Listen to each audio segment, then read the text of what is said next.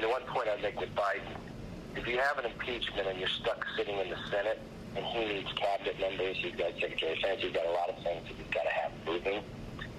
And if you think from a perspective, you put everything else away, this country is very, very divided. I mean, I've got people I never thought would be in this type of position that are very sophisticated. They think this thing is going to be different. They're angry.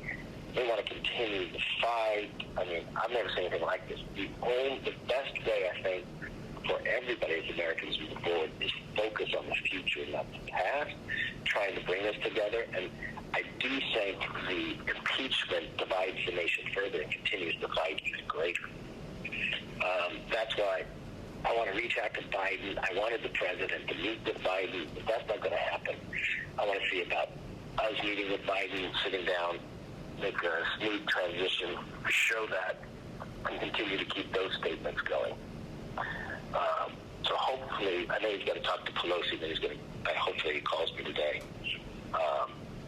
and see if we can start that process. I think it'd be beneficial to his presidency too. And I actually think he personally would be stronger above it to actually say something to that extent. I want to move the country forward. Why have this? I mean, if they move to impeachment, that means they call us back next week. Their members have it a little easier with proxy, but that puts everybody else they'll continue it. They'll protest everybody. And I'm just worried about the security. Yeah. I think there's a chance, Kevin, of getting them not to move on impeachment. I'm trying to do it not from a basis of Republican, just basis of hate. It's not healthy for the nation. You know that, and that's a conversation I want to have with Biden himself. I mean, I used to do that with Biden when he was VP up at his house there. I think he would get all that. I don't know what the stats would think, but we'll see. And let me ask you, what were you hearing about the call? I had a couple of Dems call me right now while I'm on this call, so I didn't get any feedback yet. Yeah, just that they're discussing it. It seems like there's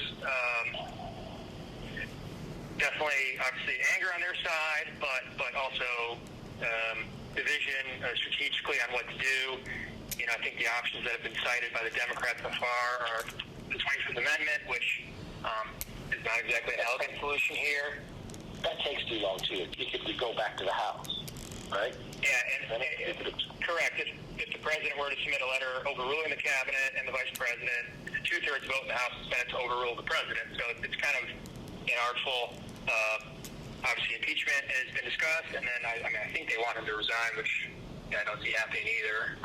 But members are talking about it, and we'll keep you posted on what we're hearing. But certainly, I would say it's possible there are votes in the House next week. Kevin McCarthy.